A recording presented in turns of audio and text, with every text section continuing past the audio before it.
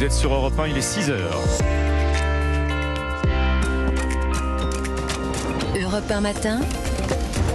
Alexandre Lemaire. À la une, la fête malgré tout. Nous serons à Colombes, en région parisienne, dès le début de ce journal. Feu d'artifice du 14 juillet maintenu hier soir, malgré les risques. Aucun incident à signaler. Reportage à suivre. Les troupes à l'honneur, ce 14 juillet, bien sûr. Défilé ce matin sur les Champs-Élysées et discours d'Emmanuel Macron. Hier soir, au ministère des Armées, le chef de l'État s'est félicité de l'adoption de la loi de programmation militaire. Pas de coup de pouce pour le livret A. Ce sera finalement 3% jusqu'en 2025. Une partie des sommes collectées servira à financer l'industrie de défense. En ce 14 juillet, Europe 1 rend hommage à un grand de la chanson française. Il y a 30 ans, jour pour jour, Léo Ferré nous quittait, sorti aujourd'hui d'une bande dessinée qui retrace le parcours de ce poète déroutant. Europe 1. Le journal de 6h sur Europe 1. Christophe Lamar. Bonjour Christophe. Bonjour Alexandre, bonjour à tous. La nuit a été plutôt calme, bonne nouvelle. Aucun incident notable à ce stade. Le gouvernement avait pris ses précautions. 45 000 policiers et gendarmes mobilisés. Le ministre de la Justice avait passé des consignes de fermeté au parquet.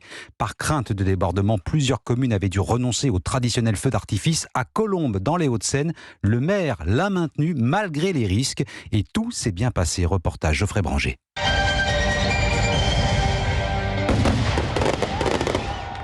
Les yeux émerveillés des enfants devant le feu d'artifice. Voilà ce que les habitants de Colombes garderont de ce 13 juillet. Malgré l'inquiétude qui planait autour d'une potentielle reprise des émeutes, le maire, Patrick Chaïmovic, a décidé de maintenir les festivités. Il se félicite de ce choix. Les habitants en ont besoin, ils ont trop souffert il y a 15 jours. Et donc aujourd'hui, tout le monde vient me voir en remerciant et tout le monde se retrouve ensemble pour danser, pour faire la fête, pour regarder le feu d'artifice. C'est que du bonheur. Un maire comblé et des Colombiens heureux que la page des émeutes soit pour le moment tournée comme Xavier. Il y a eu vraiment 4-5 jours énormes de bazar. Et là, bon, c'est l'été, on passe à autre chose, les gens s'amusent, ils sont là pour la bonne humeur, on a l'impression qu'ils ont envie de retrouver le sourire, quoi. Selon Maxime, cette soirée, c'est l'exemple typique de ce qu'il faut faire. Il n'y a pas de secret, ce qui manque au quartier d'abord, c'est la présence de plus de services publics et de plus de culture. Voilà, ce soir, vous en avez démonstration. Quand on offre aux gens des beaux moments, quand on est capable de se rassembler, ça se passe bien. Effectivement, aucun problème à déplorer. 2h du matin, une dernière chanson et les fêtards rentreront chez eux. Un reportage Geoffrey Branger. Feu d'artifice maintenu hier à Colombes, mais annulé dans plusieurs villes de la région parisienne et de province par mesure de sécurité. À Paris, les festivités sont maintenues, mais les transports fonctionneront au ralenti. Pas de bus ni de tramway après 22h, pas de noctilien non plus. Service normal dans les RER et le métro, mais jusqu'à 1h du matin seulement. Le point d'orgue de ce 14 juillet, ce sera bien sûr le défilé tout à l'heure sur les Champs-Élysées. Emmanuel Macron s'est adressé hier soir aux armées. Le chef de l'État qui n'a prévu ni allocution ni interview aujourd'hui, sa prise de parole, il l'a réservée aux armées. Discours dans les jardins du ministère de la Défense, une tradition. Avec cette année, une bonne nouvelle, l'adoption définitive de la loi de programmation militaire, 413 milliards d'euros sur 7 ans, Arthur Delaborde. Oui, Emmanuel Macron l'avait promis il y a un an, c'est désormais acté. Le budget de la défense va fortement augmenter après l'adoption définitive de la loi de programmation militaire pour la période 2024-2030 et son enveloppe d'un peu plus de 413 milliards d'euros sur 7 ans. Nous avons donc élaboré une loi de programmation militaire volontariste. Quel pays peut dire avoir fait un tel engagement dans la durée et la constance? Autre bonne nouvelle pour l'industrie militaire, l'Inde a donné hier son accord de principe pour l'achat de 26 avions de chasse Rafale et de 3 sous-marins Scorpène à la France. Et si le président n'a pas évoqué le sujet, il n'a pas manqué de saluer la visite à Paris du Premier ministre indien Narendra Modi. C'est un géant de l'histoire du monde qui aura un rôle déterminant pour notre avenir.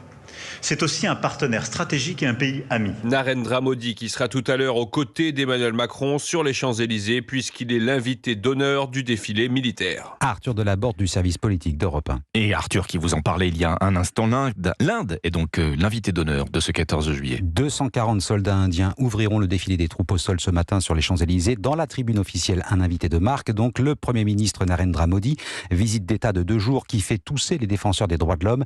Le régime indien accusé de dérive autoritaire, cela n'affecte pas la popularité d'un dirigeant qui a amené l'Inde à la table des grands comme Bastin. Vous êtes le correspondant d'Europe 1 à New Delhi. Oui, après bientôt 10 ans de règne, la popularité de Narendra Modi reste très élevée dans le pays. Pour beaucoup, il est ce vendeur de thé qui a gravi les échelons jusqu'à devenir dirigeant de l'État du Gujarat, puis de toute l'Inde en 2014. Il est aussi l'homme qui a rompu avec le parti du Congrès, le parti de Gandhi, qui avait gouverné presque sans interruption depuis l'indépendance de l'Inde en 1947. Narendra Modi gouverne en flattant les hindous, car l'hindouisme, c'est la religion de 80% des Indiens. Il a lancé la journée mondiale du yoga, construit un temple géant dédié au dieu Ram, rénové la ville sainte de Varanasi. Tout cela a insufflé de la fierté à des centaines de millions d'Indiens. Ses détracteurs lui reprochent à l'inverse un nationalisme qui écarte une partie de la population et de l'histoire de l'Inde, notamment les musulmans. Une chose est sûre, Narendra Modi a su se projeter sur la scène internationale, d'autant plus que cette année, l'Inde, qui préside le G20, est devenue la première population mondiale. L'Inde est une puissance incontournable en Asie et représente un immense marché. Et l'invitation de Narendra Modi aujourd'hui en témoigne. Comme Bastin, correspondant d'Europe 1 à New Delhi. Narendra Modi, invité d'honneur de la fête nationale. Réglez vos montres. Ouverture du défilé à 10h35 avec la patrouille de France. Il faudra lever la tête. Fin prévue à midi. Et vous pourrez vivre ce 14 juillet le défilé militaire en direct sur Europe 1 et CNews. Édition spéciale dès 9h, présentée par Laurence Ferrari. Europe 1, 6h06. La préfectorale fait sa révolution, conséquence de la réforme de la haute fonction publique. De nouveaux visages issus de la société civile vont se mettre au service de l'État. Le plus grand mouvement de la fonction préfectorale depuis sa création, affirme le ministre de l'Intérieur. 15 nouvelles nominations, 8 hommes, 7 femmes. Il y a des profils classiques et d'autres beaucoup moins, Maï-Hélène Trémollet. Oui, par exemple, Thibault Langsade, chef d'entreprise du groupe Lumines, qui est nommé préfet de l'Indre, ou encore Michael Galli, directeur des hôpitaux universitaires de Strasbourg, qui hérite de la préfecture de la Nièvre. Autre nomination surprise, Lydia Guirousse, issue du monde politique, essayiste et porte-parole Les Républicains jusqu'en 2019, propulsée préfète déléguée pour l'égalité des chances en Gironde. L'État veut ainsi rajeunir la fonction préfectorale, montrer qu'il peut recruter des nouveaux profils dans un dernier grand mouvement de la fonction publique avant l'échéance des Jeux Olympiques de 2024. Mais la liste des nommés interroge, d'autant que l'expérience des préfets issus du civil s'est plusieurs fois soldée par un échec, à l'image de Salima Saha, entrepreneur et femme politique nommée préfète de la Corrèze en 2020, puis remerciée dès 2022. Maï-Hélène Trémollet du service politique d'Europe 1. Toujours pas la moindre trace d'Émile ce vendredi matin, ce petit garçon de 2 ans et demi disparu depuis bientôt une semaine maintenant dans les Alpes de Haute-Provence. Et le procureur a annoncé hier la fin des opérations de ratissage, 97 hectares arpentés par une centaine de gendarmes. L'enquête entre dans une nouvelle phase, celle de l'exploitation des données, indices récoltés sur le terrain, auditions déjà effectuées, analyse des relevés téléphoniques ou encore des inspections réalisées dans les véhicules. Cette mauvaise nouvelle pour les épargnants à présent, puisque le gouvernement, Christophe, refuse de donner un nouveau coup de pouce au livret A. Et les épargnants espéraient 4%, le taux restera bloqué à 3% jusqu'au 1er août 2025. Avec une inflation à 4,5% en rythme annuel, cela signifie une perte d'argent. L'autre annonce concerne l'utilisation des fonds récoltés, conséquence de l'adoption de la loi de programmation militaire dont on vous parlait en début de journal. Le livret A va financer en partie l'industrie de défense, Barthélémy Philippe. Eh bien oui, avec le livret A et le livret de développement durable et solidaire, une fraction de l'épargne ira vers les PME de la défense. Thomas Gassilou, président de la commission défense à l'Assemblée nationale. Le but, c'est de donner une impulsion au secteur bancaire pour les pousser à s'intéresser au financement des entreprises de défense. C'est un secteur qui a parfois mauvaise presse. C'est plus simple de financer des panneaux solaires que des chars. Pour autant, l'un et l'autre sont des conditions de la durabilité de notre société. Et c'est une petite révolution pour le livret A, mais qui ne change rien au fait que 60% de l'encours est réservé à la construction de logements sociaux. C'est la Caisse des dépôts qui s'en charge en prêtant de l'argent aux organismes sociaux de l'habitat. Les banques flèchent aussi une partie de l'épargne vers des projets liés à la transition énergétique et au climat, mais il reste de la marge pour les PME de la défense, car l'encours du livret A atteint des sommets, 400 milliards d'euros. Le Parlement a prévu une clause de revoyure fin 2026. Si les livrets réglementés ne suffisent pas, la création d'un livret spécial pour la défense sera envisagée. Barthélémy Philippe du service économie d'Europe 1. Ce 14 juillet marque aussi l'anniversaire de la disparition de Léo Ferré. Ça fait 30 ans exactement qu'il nous a quittés. Un poète, chanteur, Léo Ferré a inspiré de nombreux artistes et laissé une empreinte durable dans la culture française. À l'occasion des 30 ans de sa disparition, plusieurs sorties à signaler pour célébrer son œuvre. Une nouvelle anthologie en 24 CD intitulée Les paroles et le geste. Des best-of et une bande dessinée. Léo Ferré, ni Dieu ni maître, biographie complète qui explore aussi la face sombre du chanteur. Marie Jiquel.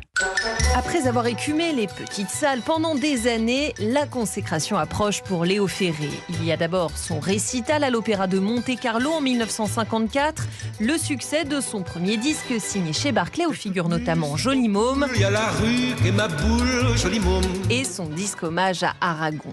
Oui, pour passer le temps, je chante, au violon s'use l'archet. Pascal Boniface, l'auteur de la bande dessinée Léo Ferré, ni Dieu ni maître. Ce type qui était plus âgé que nos parents secouait le cocotier, avait un message universel de indignez-vous. Et donc, pour des jeunes adolescents un peu turbulents, un peu révoltés, quelqu'un qui chantait amour, anarchie, on avait envie d'adhérer à ces deux principes. Un poète caractérisé par ses excentricités, comme sa chimpanzé domestique Pépé, ou ses saillies pendant les concerts, mais Léo Ferré apparaît aussi comme un homme tourmenté en amour, peu compris par son père et victime d'attouchements dans son enfance. Pas même la maladie de ce passionné des lettres et génie de la musique ne l'empêchera de donner des concerts jusqu'à la fin de sa vie. Avec le temps va, tout s'en va, l'autre qu'on adorait. Sans doute l'un des titres les plus connus de Léo Ferré. Elle donne des frissons, cette chanson. Je m'attendais à autre chose. Toujours. 30 ans après sa mort, Marie Jiquel du service culture d'Europe 1 qui rendait donc hommage à Léo Ferré. Merci Christophe Lamar. 6h11, très bon réveil avec Europe 1.